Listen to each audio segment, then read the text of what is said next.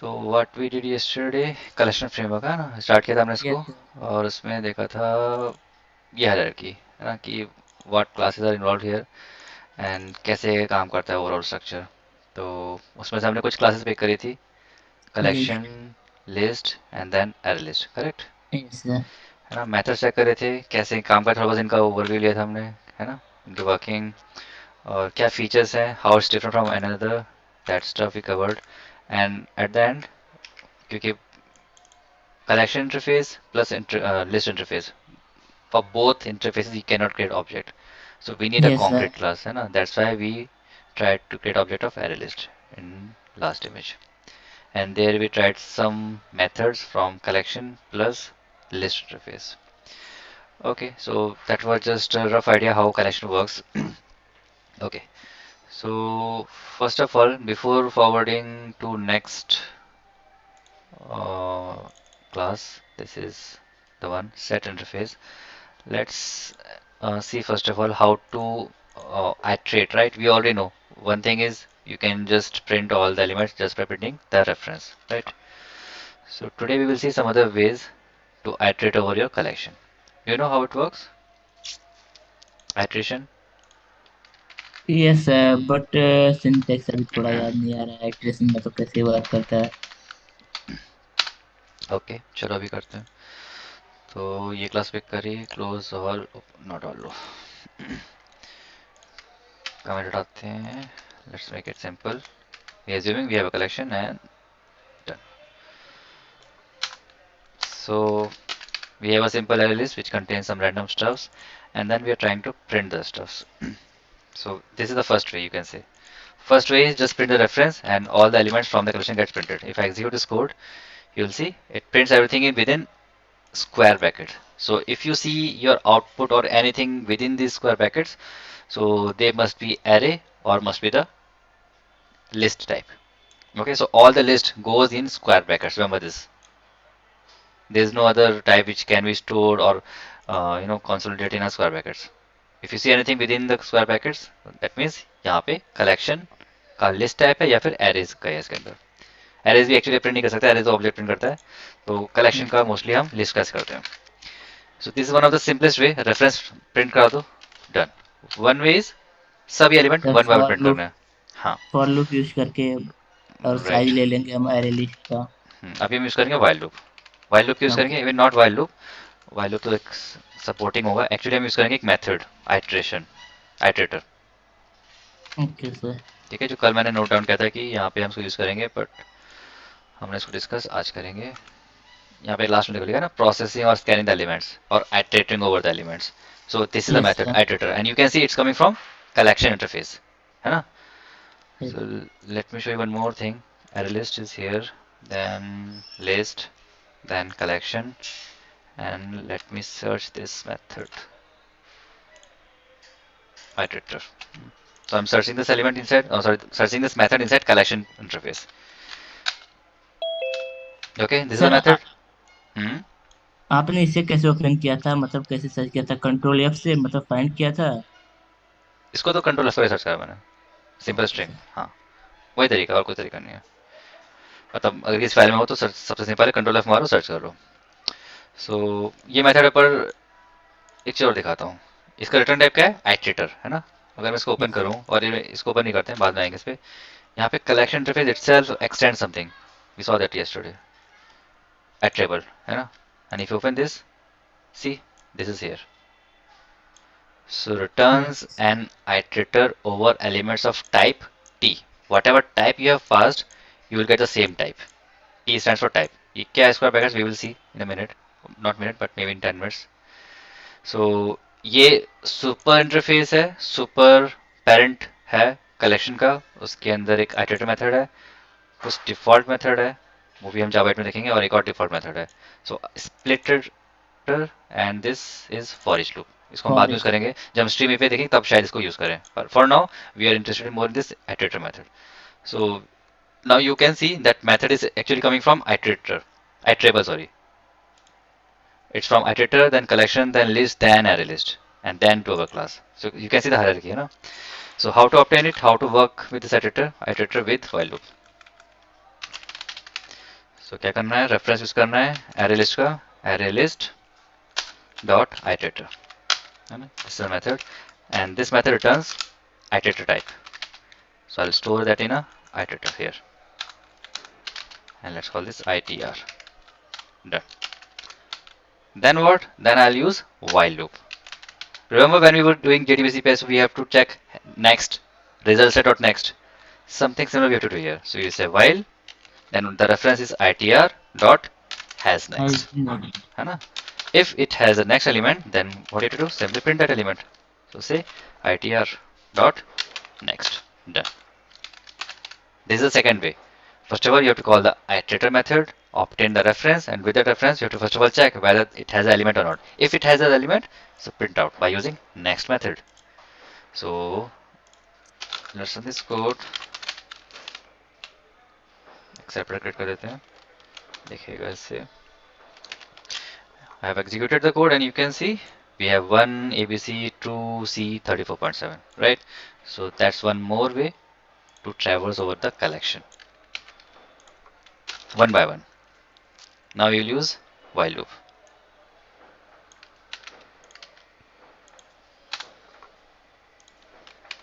For each. Now you will see with for loop. Enhanced for loop actually. So how it looks like. So first of all you have to write for. I hope you guys are aware about it. And then it has a two section, left hand side and right hand side. After this colon. So right hand side will have the reference, this reference. So it has a collection. This has that data. And right side will take the type of the collection. Right now it has multiple types. Sometimes it is integer, sometimes string, sometimes boolean, then character, then float type or double type. So I'll say object because obtain can take any type of object. It's a parent. And then what? Simply say sysout and object. Done.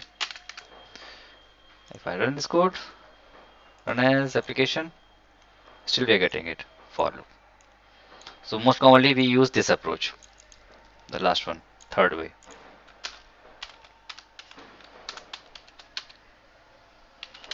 By using enhanced for loop. Okay, we call this enhanced for loop. So that's how we traverse all the collection by using for loop. Okay, let me quickly put this on paint and let's move forward. Just a second guys.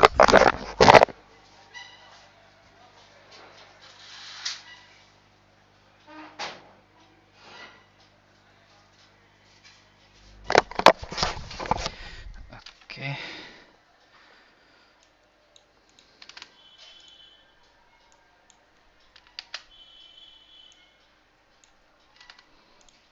This is the output. Okay, this is done. So now we know how we can process the collections elements, and this is really handy. Mostly for each you will use for each loop multiple times. Every time if you are working with this, of course not for printing. That's not a way. In actual project we don't print the elements.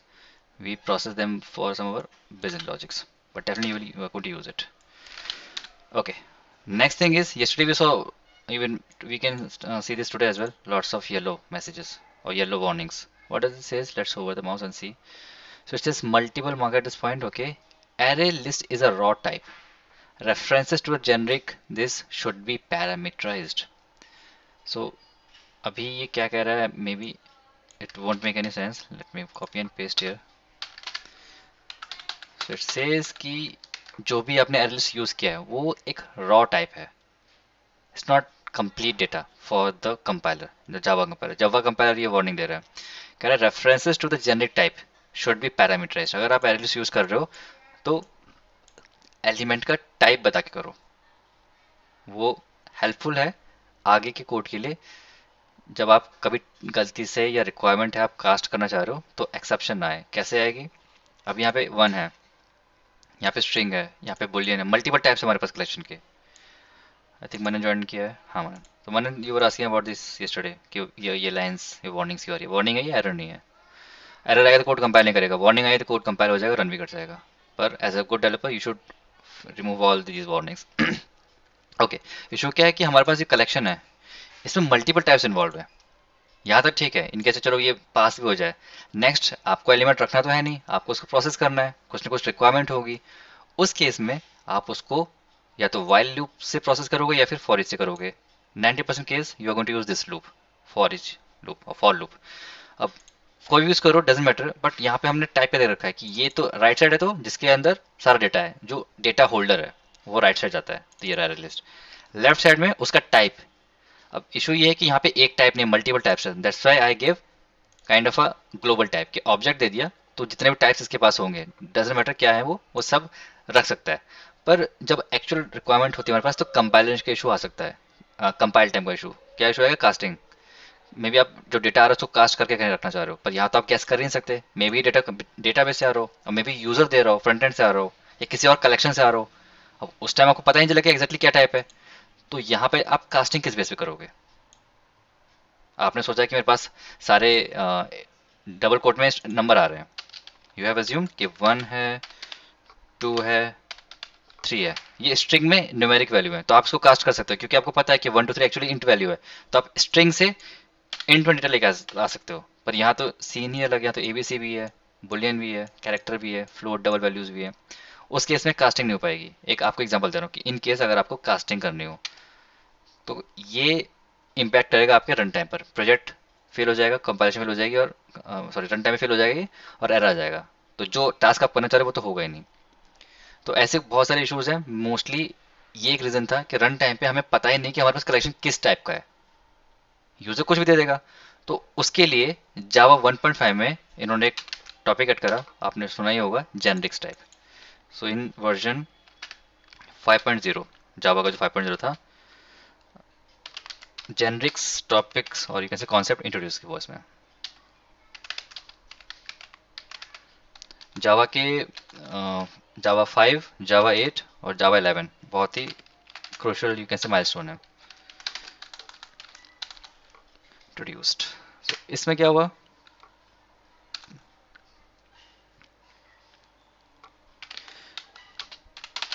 इसमें क्या बोला कि जब आप object बना रहे हो array list का या किसी भी टाइप का कलेक्शन का, तो वहाँ पे आप टाइप डिफाइन करो। तो अभी हमारे पास कैसा है ये, इसको कहते हैं हम रॉ टाइप, जो कि अब सही तरीका नहीं है। तो अभी तो वार्निंग ही आती है, तो that's fine. But may future में आपका कोड कंपाइल ही ना हो, तो वो कहते हैं कि आप क्या करो, यहाँ पे एंगुलर ब्रैकेट लगाओ और यहाँ पे डिफाइन कर दो डेटा का टाइप। ओके, डेटा टाइप यहाँ डिफाइन करना होगा ऐसे, इस ब्रैकेट्स के पहले ऐसे। तो that's how you have to give your data types. अब इसमें कंडीशन क्या थी? डेटा टाइप दे तो दो, but the condition is that data type should be of wrapper type, wrapper.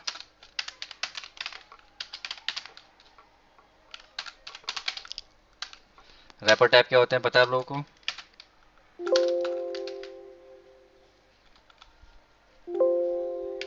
Sir एक बार क्लियर कर दो रैपर टाइप को। मैं तो खुद पूछ रहा हूँ, मैं से क्लियर करा रहा हूँ? अरे मुझे तो पता ही नहीं है, तभी तो पूछ रहा हूँ मैं। सर रैपर क्लास को होते हैं जैसे आई थिंक ऑब्जेक्ट टाइप, जैसे इंट का हुआ इंटीजर, कैर का कैरेक्टर एंड स्ट्रिंग स्ट्रिंग है, रहता हम्म, है रैपर टाइप। हाँ बस वही है, जितने भी प्रिमिटिव टाइप्स है उनका ऑब्जेक्ट फॉर्म ऐसे कहते हैं। Yes sir, object form of hmm, every primitive type. Should be of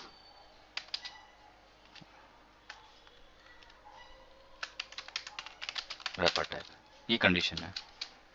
तो यहाँ पे आप प्रिमिटिव नहीं दे सकते कि आप सोचो कि यार मेरे पास ओके डेटा टाइप देना है, मेरे को पता है इंट एक टाइप होता है, तो मैं यहाँ पे ये दे दूँ, मैं इंट कर दूँ। ये गलत है, कम्प्लीटली रॉन्ग। ये कंपाइल ही नहीं होगा कोड आपका, और एरर जाएगा। तो बेस्ट वे क्या है, आपको अगर इंटीजर वैल्यूज पास करनी है तो उसका रैपर क्लास यूज करना पड़ेगा, जो कि ये है इंटीजर। ये पास करिए, आपका कोड कंपाइल बढ़िया से करेगा। ठीक है, so this is wrapper types, ये है wrong, this is right. Check कर लेते हैं अभी फट से, तो एटलीस्ट जो वार्निंग आ रही है वो हट जाएंगी। So let's go back, and यहाँ पर मैं लिखता हूँ अब list generic test. Okay, generics बोलते हैं, जेनरिक नहीं जेनरिक्स। जेनरिक एक्चुअली बहुत बड़ा कॉन्सेप्ट है, पर यहाँ पे हम उसका एक छोटा सा फंक्शन यूज कर रहे हैं जहाँ पे हम टाइप डिफाइन करेंगे कलेक्शन का। ये सब हटेगा, ये भी हट जाएगा, ये भी हट जाएगा। Okay, so this time I'm looking for integer types. So angle brackets, integer, और यहाँ भी integer. अब वार्निंग किसी और चीज़ की लगी पर वहाँ से हट गई है। अब मैं जैसे ही array list यूज़ करूँगा और मैं इवन नेम चेंज कर देते हैं इसका। Let's call this integers. अब integers का कलेक्शन है तो integer दे सकते हैं हम लोग, integer डॉट add 1। अब देखोगे तो वार्निंग चली गई। 5 some random numbers and done.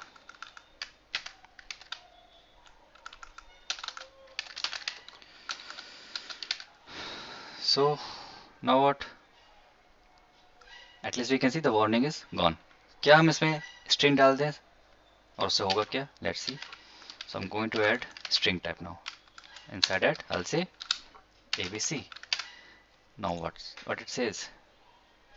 The method add integer in the type ArrayList integer is not applicable for the arguments string. So you're trying to pass string, and as per the definition or the declaration of ArrayList, it says you are allowed to pass only integer values. So this will not compile. Later simple तरीका है process करने का। तो फिलहाल एक ऐसे करके shortcut use करके हो गया खत्म, done. Execute the code, here it is 15692. As since ArrayList is ordered collection, so in the way you have entered them, same way you'll get in the output wherever you're passing it. So now our code is much clean, no error, no warning, and it's working. कोई question doubt इस पे so you guys can ask. Sir Yes Manan, sir wrapper class की जरूरत क्यों पड़ी है? क्योंकि वहाँ पर हमारे पास प्रिमिटिव का ऑप्शन ही नहीं है। जो कंपाइलर डिजाइन किया हुआ है कि जब आप डिक्लेयर करोगे एग्जैक्टली होता है क्या है कि जावा में जितने भी आप टाइप्स दे रहे हो, मे बी फॉर अस हम कह रहे हैं कि यहाँ पर हमने इंटीजर दे दिया है, यहाँ पे स्ट्रिंग दे दिया है, बुलियन ये छोटा वाला बी के साथ ही कैरेक्टर है, ये फ्लोट टाइप है। For us we can say we are giving primitive types, but ultimately जब भी आपकी कोई भी जावा क्लास कंपाइल होती है everything gets converted into wrapper types, क्योंकि Java is object oriented language. वहाँ पे प्रिमिटिव हो ही नहीं सकता। पर हम कह सकते हैं कि जावा इज फुली और object oriented? No it's not, because it has a primitive data types. So because of primitive data types, you cannot say that Java is purely object-oriented language. But to support that object-orientedness, it converts all these primitives into objects, and that's how it store in the memory and things get processed. So to support that object-orientedness, it should deal with objects. So ultimately क्या हो रहा है, जब आप यहाँ पे एक class बना रहे हो तो उसका एक ऑब्जेक्ट क्रिएट होगा, ये प्रिमिटिव नहीं, एक क्लास है। तो to support object orientedness, we have to pass this, or that's how compiler is written to handle only wrapper types. अगर मैं यहाँ पर अगर small int लिख दूँ छोटा वाला तो I'm getting error. What it says? Syntax error. Insert dimensions to complete reference. अगर ये error आ जाए तो कभी आप समझ पाओगे बोल क्या रहा है, ना? Dimensions से क्या मतलब है? तो जब generics के concept कभी जरूरत पड़ेगी तो वहाँ पे डिस्कस करेंगे। फिलहाल अभी अपने क्लास में जरूरत नहीं है, तो we are good with integers. So आपके क्वेश्चन के दो आंसर है। First, to support object orientedness we need to pass object types plus Java deals in objects all the time. Though you are passing primitives, but still that primitive will get converted into its respective wrapper class. So जो छोटा int int लिखा है वो जब class compiler को run करेगा तो वो ऑब्जेक्ट बन चुका होगा, इंटीजर टाइप का। बॉक्सिंग कहते हैं इसे, BOXING, from primitive to object types, boxing and unboxing, ये दो कॉन्सेप्ट्स हैं कोर जावा में। तो कन्वर्जन होता है प्रिमिटिव से ऑब्जेक्ट में और ऑब्जेक्ट से प्रिमिटिव में। तो आप मैनुअली भी कर सकते हो, अदरवाइज कंपाइलर तो जरूर करेगा जब रन करेगा कोड के आपके। Okay, this is also done, this is output.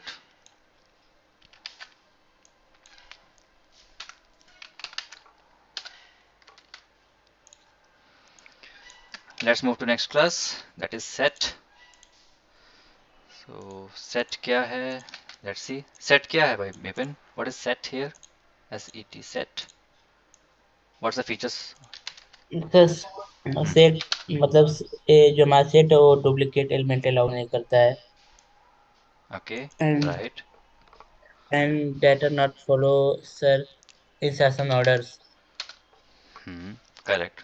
These 2 points are important, critical about it. So set is actually interface. Let's write I. So whatever you said, that's correct. First of all, it won't allow duplicate element elements. Next, not follow insertion. Insertion order. Right. Insertion order won't be preserved. ऐसे कहा जा सकता है, ठीक है? Insertion order. So these are two big features of set. Otherwise, everything is similar to collection A-list type. List नहीं, similar list का नहीं, कलेक्शन बोलो, क्योंकि if you see the hierarchy वहाँ पे कलेक्शन क्लास है ना। वापस देखो, set is child of collection, ये अलग है। लिस्ट में तो फिर अलग टाइप आता है, सेट का फीचर्स अलग है। It has when I was saying it has similar feature of collection, that means methods. जो भी हमने 10-11 मेथड्स देखे थे कलेक्शन में, वो सब तो इसके पास हैं, प्लस कुछ और एड ऑन मेथड्स आएंगे जो डुप्लीकेसी और ये सब हैंडल करता है, ठीक है।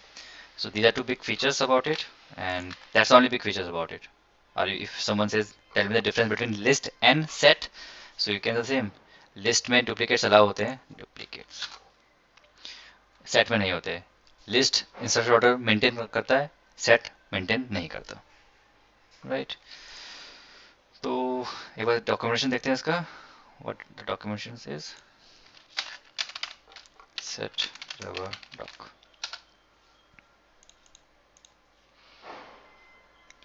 Set a collection that contains no duplicate elements. Move formally that contains no duplicate elements, that's fine. And what else? Um, Not much about it, it's just a part of this framework.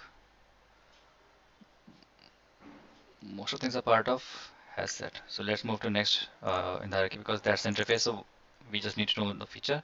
कोई इसमें additional method इसमें introduce नहीं होता, सारे similar हैं, जैसे कि add, add all, clear, ये सारे methods actually कहाँ के हैं? collection interface के। इसमें कुछ भी ऐसा नया नहीं है, सेम है सारे methods। अगर मैं आपको कंपेयर करने कहूँ कलेक्शन को, तो मेथड कहाँ लगता है ऐड पे, और कलेक्शन देखिए अब, added all clear contains all equals set code is empty. So added all clear contains all equals set code is empty. सारे मेथड सेम है, इसका खुद का कोई मेथड है ही नहीं। तो जितने मेथड्स के पास हैं सब कलेक्शन से ही आ रहे हैं, खुद का इसका कोई नया मेथड नहीं है। So that means we don't need anything else for it. So let's move to next class. That is HasSet Java class, the concrete implementation. So at least we can write some code and see the whole thing in a practical way कि actually duplicate allow करता है कि नहीं करता है, और insertion order maintain करता है कि नहीं करता। So okay, even going with HasSet first, let's see the documentation of it. इसको बंद करते हैं। HasSet. Okay, this class implements set interface, yeah, that we know. मैं इसको ये इसका definition भी कर लेता हूँ, जो method signature है। So we are talking about now HasSet, one of the most popular class। तो ये इसका signature है, public class HasSet, extends abstract set class, ये abstract class है, implements set interface, clonable और serializable। clonable actually आप check करिएगा कि क्या होता है ये। So clonable, this is guys your homework, check out what clonable is, and if possible, and you guys should write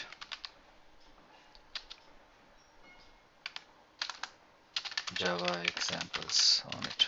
तो पहले concept देखो what is clonable, and then try करो इसकी example लिखने की, और जब लिख लोगे मुझे बता देना, हम डिस्कस कर लेंगे। अगर नहीं लिखोगे तो मैं भी इसको इग्नोर कर दूंगा, सीधी बात। पढ़ना है, नया सीखना है, तो जो टॉपिक दे रहा हूँ उसको होमवर्क करते जाइए, नहीं करोगे तो मैं डिस्कस नहीं करने वाला, सीधी बात है। मैं अपना काम यहाँ पे खत्म कर दूंगा हैसेट के साथ। तो ये इसकी क्लास है। अब मेथड्स कुछ नए नहीं होंगे क्योंकि चाइल्ड है, कुछ नए मेथड हो सकते हैं, एब्स्ट्रैक्ट सेट से आ रहे हो, पर again as per the hierarchy it is child of set interface. So collection interface के पास कुछ मेथड्स है जो इसके पास है, और सेट के पास खुद का कुछ नहीं था तो उसने इसको दे दिया सेट को. That means all the method which has collection, all the method are over in here. Has set सारे मेथड्स को ओवरराइड करता है, सबकी इम्प्लीमेंटेशन खुद देता है, जैसे कि एरलेस से रहता. तो let's see the examples then. अच्छा पहले डॉक्यूमेंटेशन एक बार देख लेते हैं, इसके कुछ मिलता है इसमें. This class implement set interface backed by hash table. Okay, this is interesting. This actually hash में इंस्टेंस, ये पहले नहीं था डॉक्यूमेंट में, ये इन्होंने अभी ऐड किया है.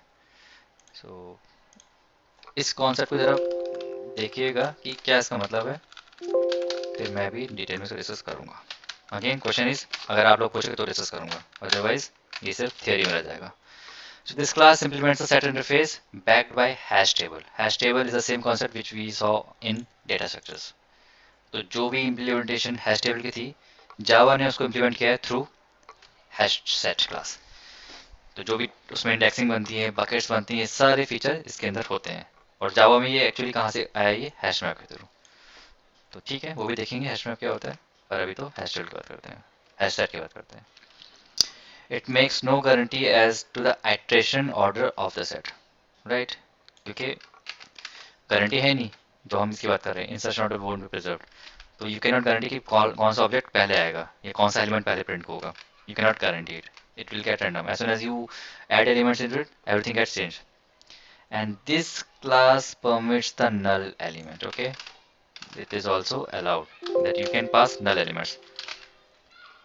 It's not a difference, it's a feature of it. If you see here, I have an integer type. If I try to pass null, okay, and if I try to execute, like running the code, null is printed. What if I do this multiple times, 4 times null? Let's run the code, application, and you will see 4 times null gets printed. So it doesn't matter how many times you will have null value, in the list type will take it and print it as this. So इसमें allowed है, duplicacy allowed है, that's why you can have null multiple times. अगर मैं 9 को 2 बार print करूं तो 9 भी 2 बार list में जाएगा और प्रिंट भी होगा आराम से. Okay, done. सो लिस्ट में ये सारे फीचर हैं, हैश सेट में इसके बिल्कुल ऑपोजिट हैं. वहाँ पे अगर एक बार एलिमेंट गया तो डुप्लीकेट नहीं होगा वो. Okay, that's one feature. Okay, fine. So what else? Let's see document.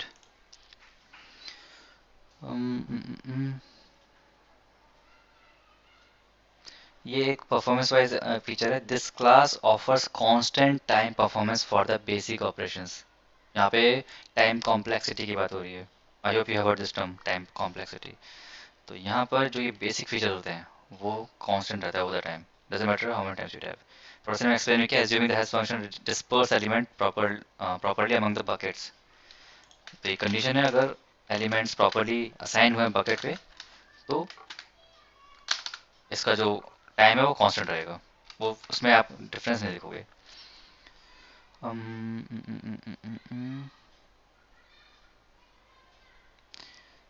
इसको छोड़ दीजिए अभी. This implementation is not synchronised. Synchronise क्या होता है एनीवन? Synchronised feature, synchronisation. इससे synchronise means I think in, मतलब कोई चीज से इन ए प्रॉपर वे सिंक्रोनाइज हो. हाँ, वो हमारा एक जनरल जो आपने बताया वो करेक्ट है, एक जनरल लैंग्वेज के हिसाब से. यहाँ पे सिंक्रोनाइजेशन है मल्टी थ्रेडिंग के हिसाब से. ओके, मल्टीपल थ्रेड्स होते हैं, ओके. उस पर काम करता है ये. So if multiple thread access a hash set concurrently and at least one of the thread modifies the set, it must be synchronized externally. तो अगर मल्टीपल थ्रेड्स एक्सेस कर रहे हैं हैश सेट को और किसी के पास भी किसी एक थ्रेड ने उस हैश सेट के एलिमेंट को मॉडिफाई कर दिया तो वो एक्सटर्नली सिंक्रोनाइज होना चाहिए. तो यहाँ पे भी एक तरीका है, फिलहाल हम उस डिटेल में जाएंगे, पर मैं इस पॉइंट को देख लूँगा यहाँ पर, इस पॉइंट की जस्ट बात कि दिस इज नॉट सिंक्रोनाइज. तो सिंक्रोनाइज नहीं है, आपको ये करना पड़ेगा, आपको खुद के कुछ इम्प्लीमेंटेशन चेंज करने पड़ेंगे तभी ये सिंक्रोनाइज फीचर देगा. सिंक्रोनाइजेशन मल्टी थ्रेडिंग कॉन्सेप्ट है, अगर नहीं समझ में कोई इशू नहीं है.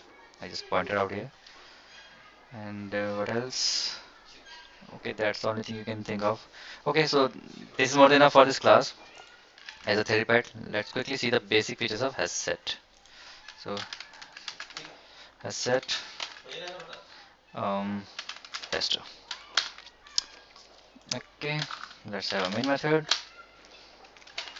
Let's create has set example for instantiation of has set from util package. Done. And I need to pass generics here, so this time I'll give string tag. Has set, I'll say strings.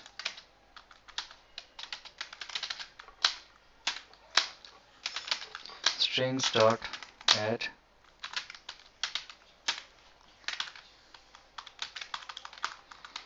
let's pass A, B, C, D, E और थोड़ा सा random कर देते हैं.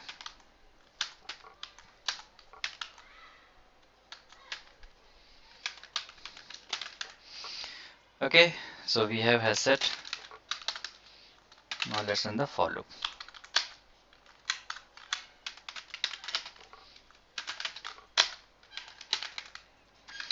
Simple enough, just a collection. This is the only thing which is new. And let's run the code. And it says A, B, T, E, G. Completely random, right? अभी element से 5 तो यही output देता रहेगा. A, B, T, E, G, A, B, T, E, G. जिसमें इसमें नया element add होगा तो उसका फिर से एक हैश कोड जनरेट होगा और वो बकेट में जाएगा और उसके वजह से यहाँ पे आउटपुट चेंज होता रहेगा. तो as soon as you add element inside this hash set, it keeps changing the output.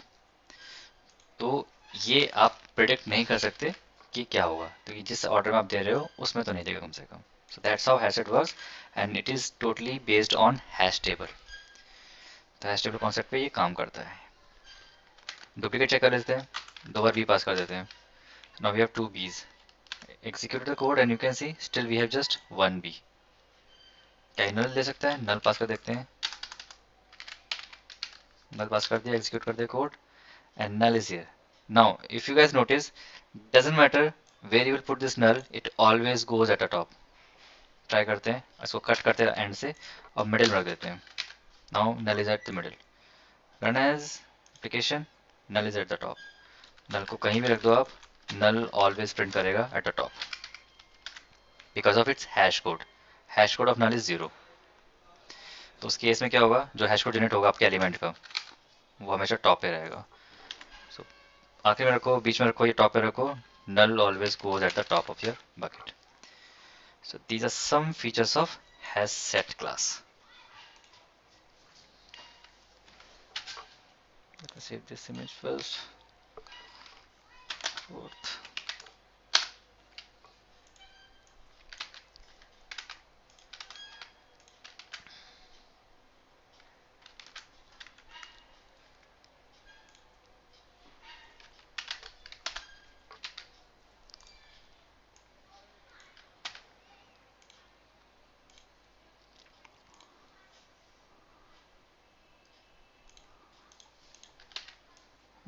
Okay, done.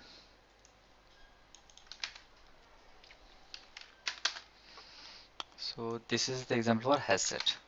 बाकी जितने मेथड्स आप उसमें ट्राई कर सकते हो, जितने भी हमने कलेक्शन में देखे हैं, प्रिंट कराने के, रिमूव करने के, रिटर्न करने के, सारे मेथड आप इस पर अप्लाई कर सकते हो और करने भी चाहिए. तो मैं साथ में लिख देता हूँ यहाँ पर कि try all methods of collection phase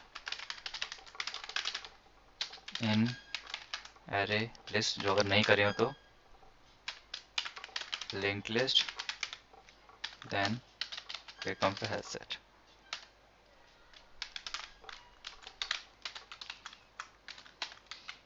करोगे तो अच्छा रहेगा, कुछ चीज़ याद रहेंगी. 2 मेथड ट्राई करोगे तो एक ही याद रहेगा, 10 करोगे तो 5 याद रहेंगे. ऐसे चीज़ें चलती हैं. तो ट्राई करते रहिए, सारी चीज़ें याद होती रहेंगी. सो दिस इज hasSet. इसका फीचर ये था डुप्लीकेशन रिमूव करना और ये सब एलिमेंट्स को अलाउ करना लिस्ट में. नेक्स्ट इस डायग्राम में है ट्री सेट. ट्री सेट पहले हमें सॉर्टेड सेट भी देखना पड़ेगा, ये मिस हो गया, कोई बात नहीं, कवर कर लेते हैं इसे भी. So next it's sorted set.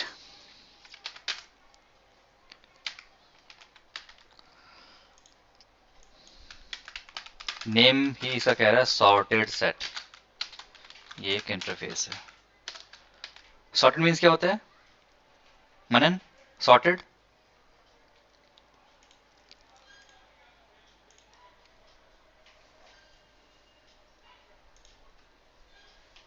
मनन आवाज आ रही है?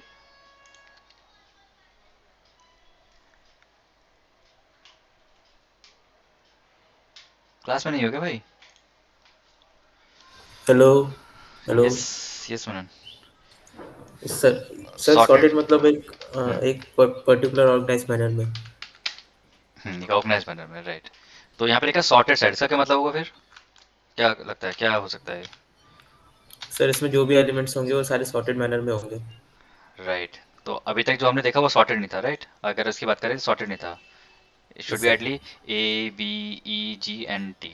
Okay, that's it, thank you. Okay, so that's how it looks like. And as you said, sorted set means elements inside this set will be sorted according to their natural ordering. Natural order क्या होता है Vipin? Natural order sorting बहुत में sir common term है जी, बताइए। Sir याद नहीं आ रहा नेचुरल ऑर्डर, आई थिंक नहीं आ रहा। अरे इसमें याद क्या करना है, कुछ नहीं है। नंबर्स में कहूँ कि मुझे काउंटिंग सुना 1 to 10, कैसे सुनाओगे? सर 1 to 10 इंक्रीजिंग ऑर्डर। है ना? ABCD कैसे सुनाओगे? A to Z सुनाओगे ना? वही natural yes order. Sir. Naturally कैसे निकलेगा ओके मुंह सर। से? तो वही नेचुरली है। ओके सो इसमें सोचना ही नहीं है। Okay fine. So if you talk about numerics तो उसमें होगा 1 to n। Same way if you are talking about alphabets तो वो होंगे A to Z। सो ये क्या नेचुरल ऑर्डर है। तो ये सॉर्टेड सेट इनको नेचुरल ऑर्डर में रखेगा। थोड़ा सा इसके डॉक्यूमेंटेशन देख लेते हैं, फिर आगे बढ़ते हैं इसके कोड पर। So a set that further provides a total ordering on its element. The elements are ordered using their natural ordering, right? Document भी क्लियर कर रहा है। तो एक बहुत ही कॉमन सा सिनेरियो है जहाँ पर अगर रिक्वायरमेंट है so we can sort our elements by using sorted element. कितना रखते हैं इसका नेचुरल ऑर्डरिंग। नेचुरल ऑर्डरिंग में पता लग गया है तो अब ये टर्म हमें कंफ्यूज नहीं करेगा। ओके द सेट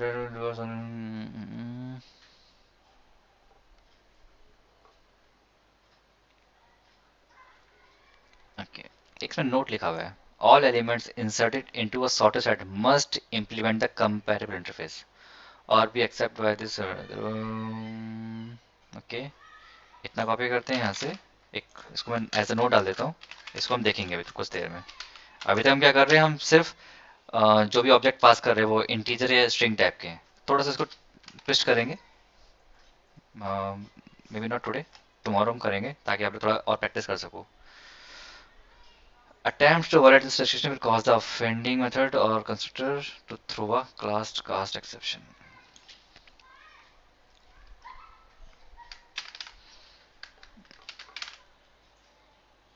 तो अगर आपका एलिमेंट इस इंटरफेस को इम्प्लीमेंट नहीं करता तो ये एक क्लास कास्ट एक्सेप्शन थ्रो करेगा। अभी क्या है पता नहीं, पर मुझे अच्छा लगा, मैंने इसको रख लिया। अब जब कल मिलेंगे तो थोड़ा इसके बारे में डिस्कस करेंगे। अभी एज अ नोट इसको यहीं पे सेव कर रखते हैं। तो फीचर इसका क्या है, सिंपल स्ट्रेट फॉरवर्ड है कि जो भी एलिमेंट आप सेट में डालोगे वो सॉर्टेड रहेंगे। किस वे में? नेचुरल ऑर्डर में। तो ट्राई कर लेते हैं फटाक से। अच्छा लेकिन उसके पहले हमें इसकी इम्प्लीमेंटेशन चाहिए होगी क्योंकि ये तो इंटरफेस है। तो हायरार्की में वापस जाते हैं। सो सॉर्टेड सेट का चाइल्ड है ट्री सेट।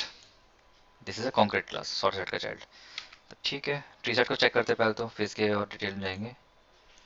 इसको सेव करते हैं, let's see 6। So this was about sorted set interface. Let's see about tree set. ये सिर्फ क्लासेस हैं, डॉक्यूमेंट इसमें थ्योरी पार्ट है इसलिए मैं इसको डिटेल में नहीं जा रहा। जितना आप कोड लिखोगे उतना समझ में आएगा।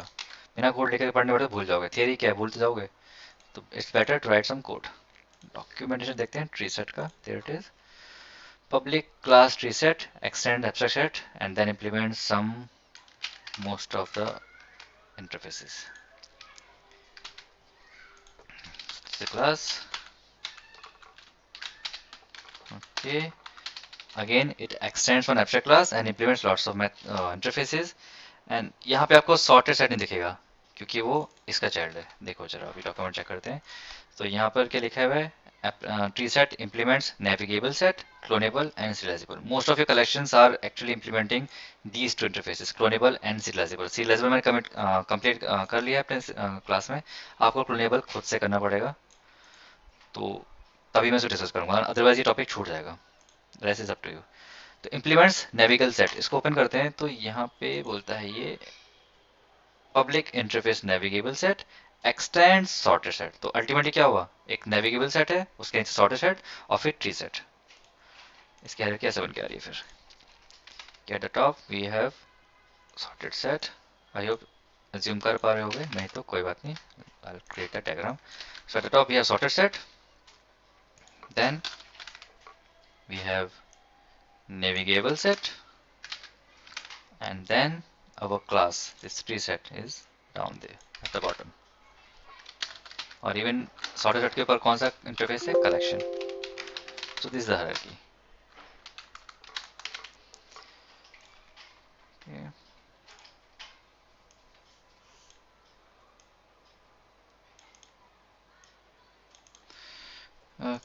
Okay. Fine. So tree set, here we are discussing about its feature. So let's see the documentation. The elements are ordered using the natural ordering.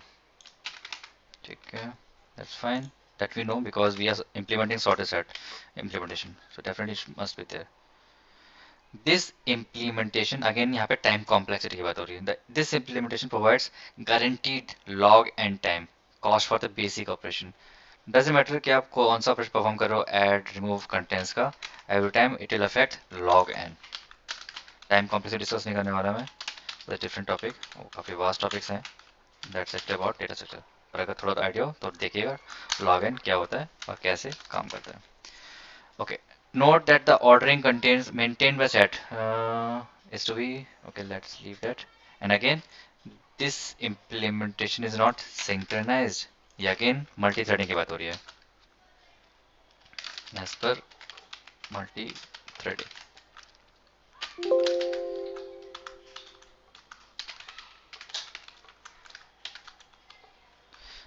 This implementation is not synchronized. If तो multiple मतलब thread, सारे processor हम्म, एक ही साथ चलेंगे।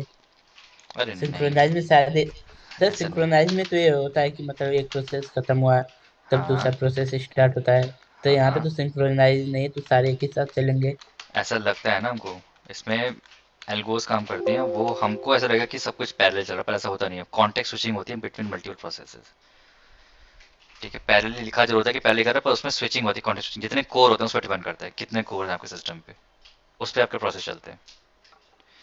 तो वहाँ पे जरूर कह सकते हो कि we can assume that everything is running parallelly, पर डिपेंड करता है कोर्स कितने हैं आपके। 4 कोर तो 4 प्रोसेस चल पड़ेंगे पैरेलली। तो मल्टीपल कंडीशंस हैं, आपके हार्डवेयर डिपेंड करता है कैसा हार्डवेयर है, उसके अकॉर्डिंग आपका ओएस उस पर काम करता है। तो थ्रेड्स प्रोसेस का पार्ट है। एक बड़ा प्रोसेस होगा, उस प्रोसेस के अंदर मल्टीपल थ्रेड्स होंगे, एक प्रोसेस के अंदर में भी 100 थ्रेड्स हो सकते हैं। तो यहाँ पे वैसे कॉन्सेप्ट ट्राई करता है।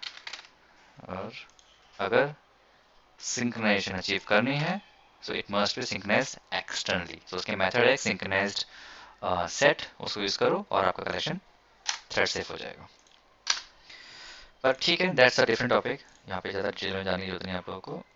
This is just something else. अभी तक अपने को बस काम इससे है कि ट्री सेट का एक ऑब्जेक्ट है और वो आपको सॉर्टेड एलिमेंट देगा। और उसके बाद इस डॉक्यूमेंट कुछ और लग नहीं रहा जो डिस्कस करना चाहिए। तो let's do one thing, let's go into the code. एक क्लास क्रिएट करते हैं ट्री सेट का, right click, class tree set tester. Okay, that's our main method, and I'm going to create tree set class. Tree set, or let's create this tree set of integers. Okay, I'm going to add some elements. Integer dot add. Since it's integers, so let's give some elements, and I'll give them in random order, like 1, 10, 6, 2, 8, 4. Okay. Oh, missed the semicolons. and let's process them. Going to print it.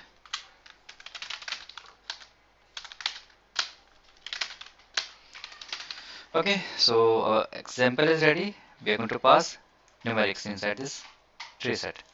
So as per our theory part, these elements are they should be sorted if everything goes fine. So run as application, and yes, 1, 2, 4, 6, 8, 10. Oh, I didn't realize I've given all the even numbers. Okay, but yeah, you can see everything is synchronized. Doesn't matter, so not synchronized, sorted. So किसी भी object form में दे दो, किसी भी random तरीके से दे दो, tree set इसको सॉर्ट आउट कर देगा. ये रेड एंड ब्लैक ट्री पे बेस्ड है. I didn't find that element thing. Red इसमें नहीं, डॉक्यूमेंट में लिखा हुआ नहीं है. ठीक है, पर जब भी आप कोई और आर्टिकल्स ओपन करेंगे, so there you will see that tree set is actually based on red and black tree. अगर आरबी ट्री पढ़ा होगा डेटा स्ट्रक्चर में तो पता लग गया कि जितने भी नोड बनाते हैं हम लोग, जो ट्री डॉक्यूमेंट्स बनाते हैं, ट्री एक रूट नोड फिर मल्टीपल नोड्स बनते हैं, तो वहाँ पे रेड एंड ब्लैक की मार्किंग करते हैं. तो उस कॉन्सेप्ट पे ट्री सेट बेस्ड है. तो जब भी आप उस रेड एंड ब्लैक ट्री में एलिमेंट्स ऐड करते जाओगे या नोड्स में एलिमेंट ऐड करते जाओगे और जब उसको ट्रैवर्स करोगे तो सारे एलिमेंट्स आपको सॉर्टेड ही मिलेंगे, क्योंकि हम ऑलरेडी इसको सॉर्ट कर चुके होंगे एंड पर्टिकुलर नोड पर हम एक एलिमेंट डाल रहे होंगे जो कि ऑलरेडी सॉर्टेड होगा जब हम उसको स्कैन करेंगे, ये ट्रैवर्स करेंगे. So it is based on red and black tree. So this is tree set tester, and you can see elements are sorted.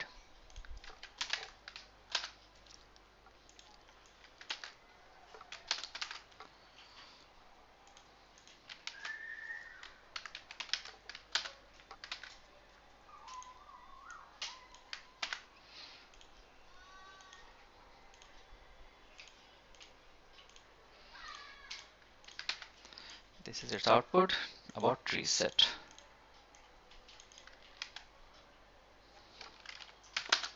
I hope I am teaching fast. आप लोग समझ में आ रहा होगा. मैं ज़्यादा तेज़ या ज़्यादा स्क्रीन तेज इस चीज़ कवर नहीं कर रहा. बहुत बता दीजिएगा, थोड़ा स्लो कर लेंगे. Sorted elements.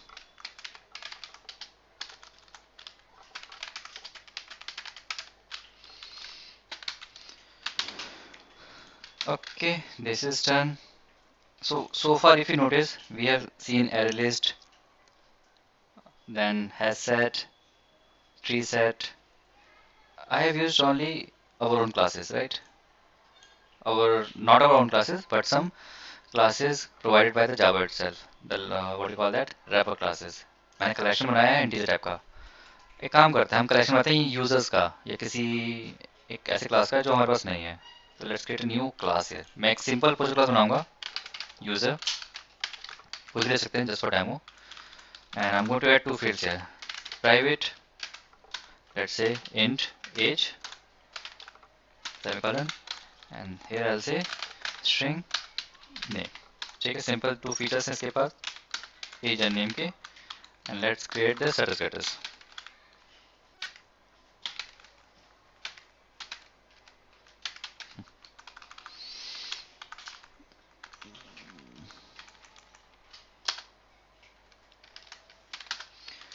Okay, so simple project class है with status getters. अब हम क्या करेंगे, मल्टीपल यूजर्स बनाएंगे और उसको ऐड करेंगे ट्री सेट में. और not be before tree set, let's add this as a tree set generate test लिखा ना पे.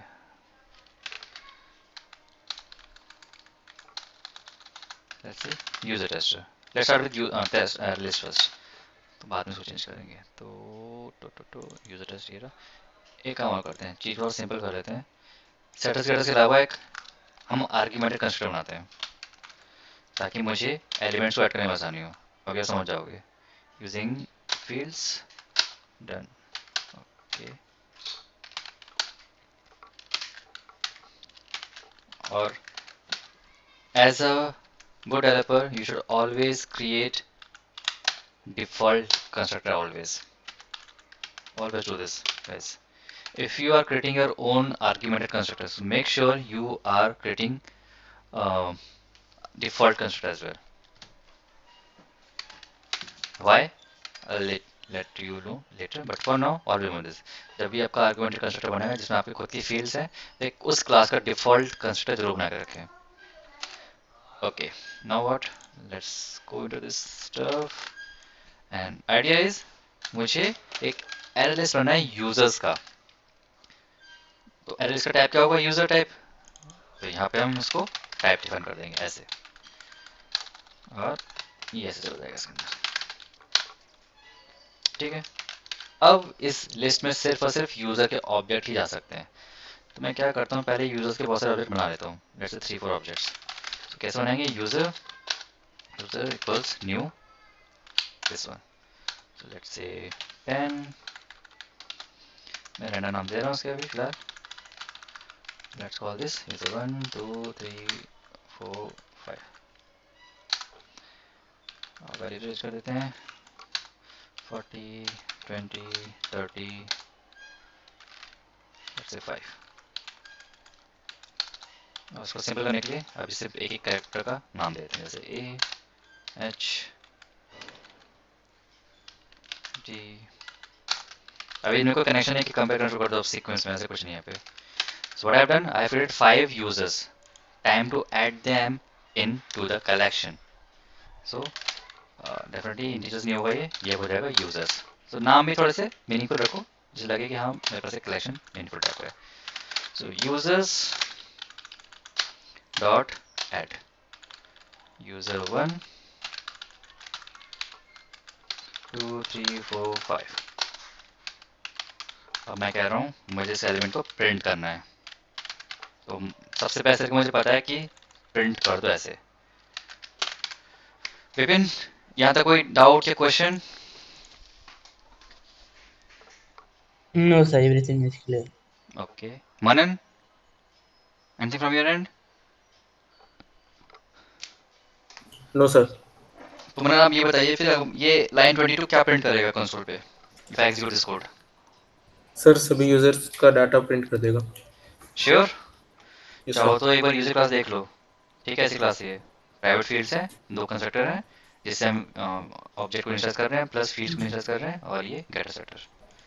इवन इसकी जरूरत नहीं थी, हटा देते हैं इसको, हम गेट नहीं करने वाले कुछ भी. अभी रहने देते चलो. तो अभी आप कह रहे हो डेटा प्रिंट कर देगा ना? Let's see. अरे ये क्या है ये सब? मैंने आप कहा डेटा प्रिंट करेगा, मुझे तो समझ नहीं आ रहा इसमें ये क्या सब है. ऐसे क्यों हुआ?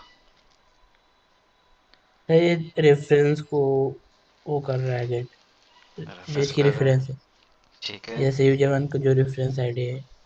तो कोई आइडिया कैसे फिक्स कर सकते हैं ऐसे? नो?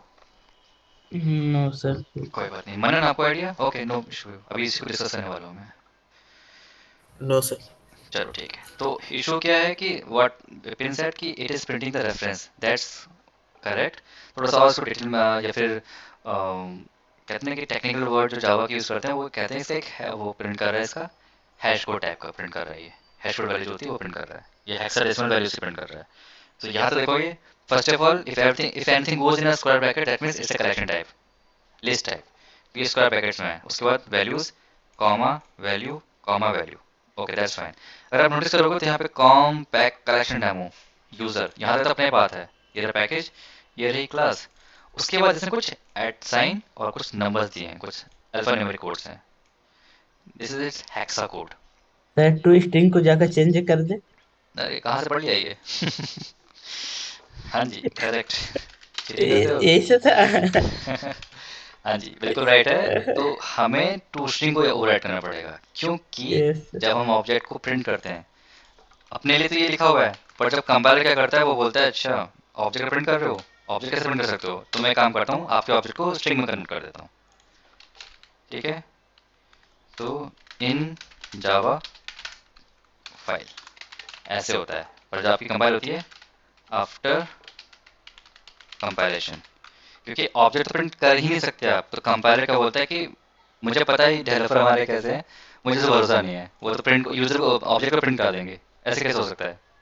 तो जब भी आप ऑब्जेक्ट का रेफरेंस प्रिंट कराओगे तो बाय डिफॉल्ट उसमें टू स्ट्रिंग अटैच कर देता है आपके ऑब्जेक्ट को. टू स्ट्रिंग मतलब कन्वर्ट करने के लिए क्या लिखा हुआ है इसको डिटेल में पढ़िए. Returns a string representation of this collection. अभी कलेक्शन में उठा के पढ़ लो ऑब्जेक्ट. तो ऑब्जेक्ट प्रिंट करने के लिए आपको ये करना पड़ेगा। इवन अगर आप ये कर दोगे, जैसे कि मैं यूजर प्रिंट कर रहा हूँ मैं, तो भी ये इशू आएगा। यूजर वन है, अभी देखो मैं अगर यूजर वन प्रिंट करूँ तो हम एज ए बिगिनर सोचेंगे अरे इधर डेटा प्रिंट करेगा, लेट्स एग्जीक्यूट। इसने प्रिंट कर दिया, एक यूजर प्रिंट कर दिया। अब user one dot to string, अब क्या बोलेगा देखो, returns a string representation of the object. Clearly कह रहा है सिंपल भाषा में कि भाई अगर तुम टू स्ट्रिंग कॉल करोगे तो वो आपके ऑब्जेक्ट का स्ट्रिंग रिप्रेजेंटेशन प्रिंट करेगा। कोई नया लिखा हुआ है इसने।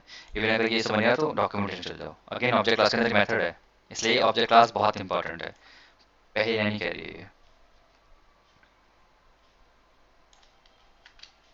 अब देखो जो डॉक्यूमेंटेशन की कह रही है, ऐसे पढ़ते हैं। In general to string method returns a string that textually represents this object. The result should be concise but informative representation that is easy for a person to read. अगर किसी नॉर्मल पर्सन को मैं object they दूंगा तो वो समझ नहीं पाएगा। नॉर्मल छोड़ो, हम तो डेवलपर है, हमें नहीं पता है क्या क्या दे रहा है ये। हमें तो पता है हेक्सा कोड है, पर एग्जैक्टली इन्फॉर्मेशन क्या नहीं पता हमें। तो ये क्या करता है, get class dot get name at sign और इंटीजर डॉट हैश स्ट्रिंग और हैश कोड का फंक्शन में कॉल कर देता है। तो ये इसकी इम्प्लीमेंटेशन है। अगर आप इसको ध्यान से अपने ऑपरेशन कंपेयर करोगे तो आपको सब क्लियर ही हो जाएगा एग्जैक्टली। तो यही रिटर्न कर रहा है। ये देखिए ये चीज इसमें ये दे रहा है वो। तो यहाँ तक जो दे रहा है ये सब कुछ आपके डॉक्यूमेंटेशन में गाइस, बस चाहिए पेशेंस और देखने का तरीका। तो मैं बार बार इसलिए आपके सामने डॉक्यूमेंटेशन ओपन करता हूँ कि अभी तो आप जावा के डॉक्यूमेंटेशन देख रहे हो, after 4-5 years you have to start working some different libraries. तो वहाँ कैसे समझ में आएगा, अभी तो जावा ही समझ नहीं आ रही। तो वहाँ पर आपको अगेन उसकी डॉक्यूमेंटेशन रीड करनी पड़ेगी, और जब तक आप ये नहीं कर सकते आप डेवलपर बन ही नहीं पाओगे। Coding again will come eight the and, पहले आपको डॉक्यूमेंटेशन रीड करना पड़ेगा लाइब्रेरीज की।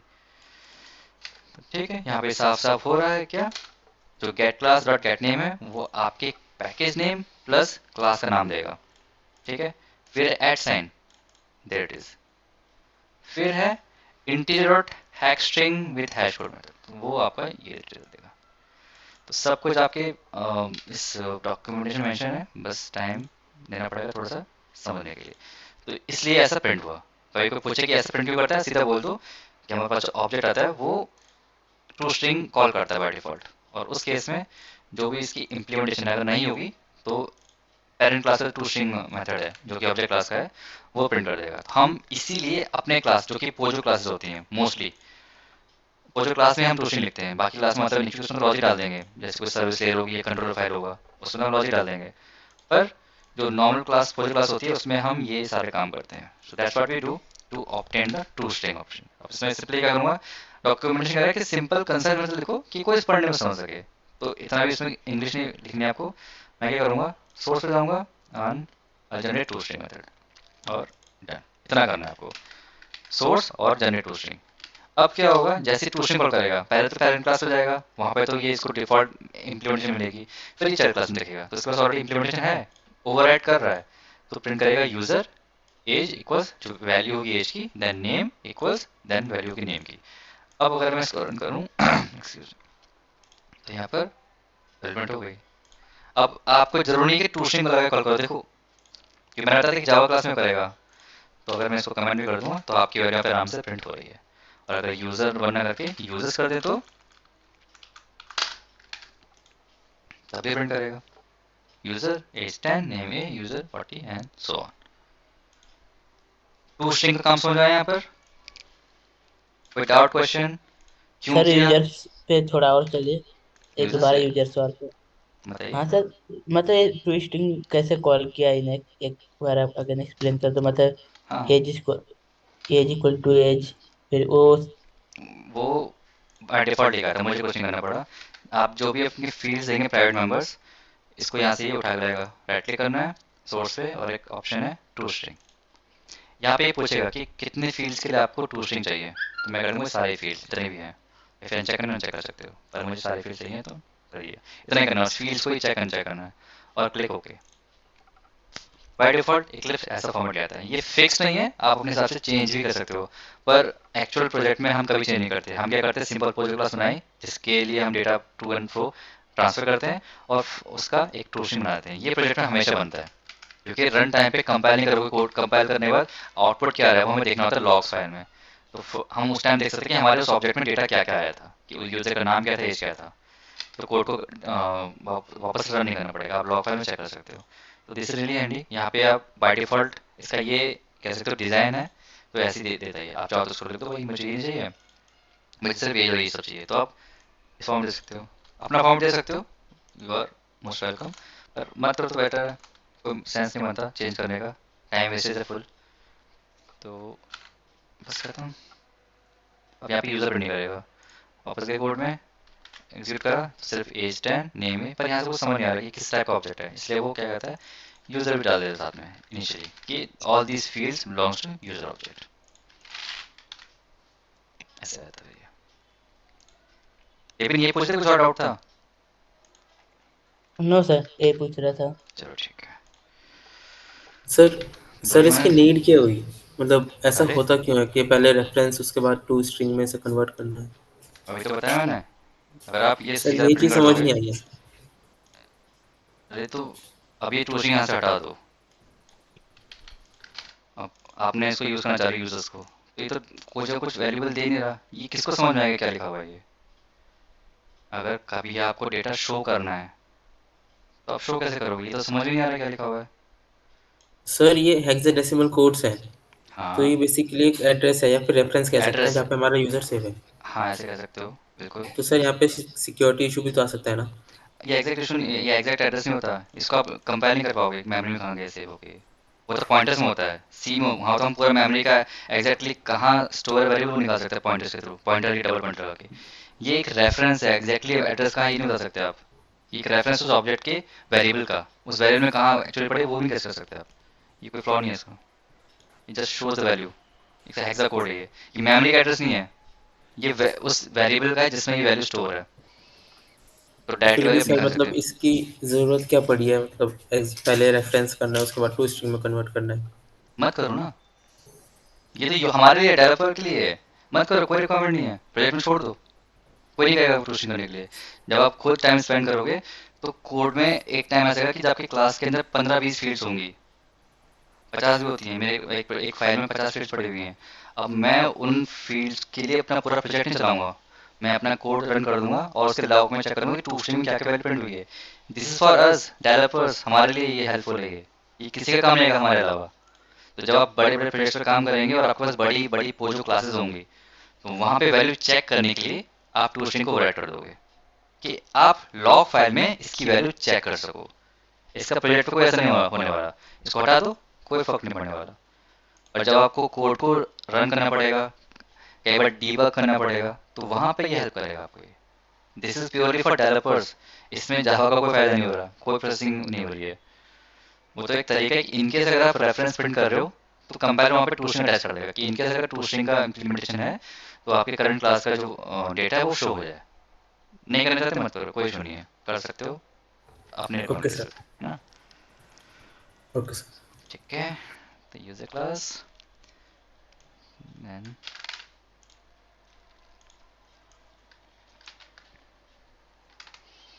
देन टूस्ट्रिंग को हम कमेंट करते हैं,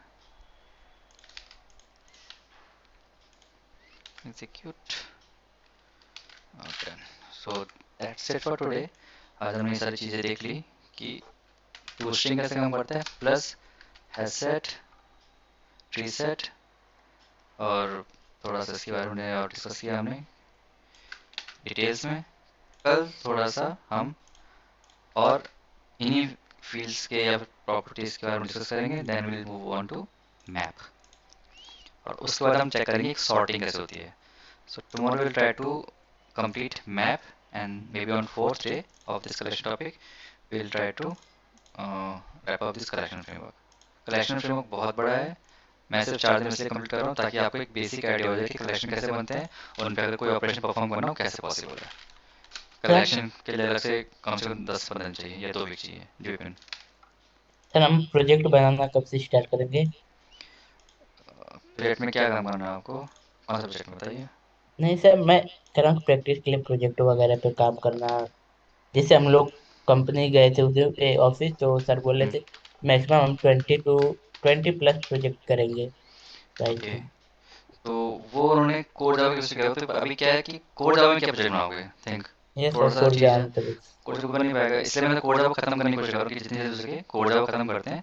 then we can move on to some advance topics. जैसे अब एटलीस्ट हमारा वेब प्रोजेक्ट आ जाएगा, तो 20% का मतलब था कि एक छोटे छोटे मॉडल क्रिएट करोगे, फिर चाहो तो फ्यूचर में उसको कमेंट कर दो, या फिर एक स्टैंडर्ड एप्लीकेशन करेगा कि एक अपने सिंपल सा एक रजिस्ट्रेशन पेज खोल दिया जहाँ पे यूज़र ऐड और डिलीट हो रहे हैं, तो जैसे हमारा जिस पे सर्वर स्टार्ट होगा वहाँ पे आप इस पेज को बना पाओगे। Okay sir. तो वो छोटे मॉडल बनेंगे। अब वो टाइम आपके ऊपर है कि अगर आपके पास आइडिया है, अगर आपको जैसे सर्वर आता है तो मुझे बता दो, मैं आपको आइडिया देता हूँ, उसके साथ डेवलप करिए। पर थोड़ा सा वेट करिए, अगर नहीं आता तो जैसे हमारे टॉपिक्स स्टार्ट होंगे तो वहाँ से मैं आपको आइडिया देना शुरू कर दूँगा।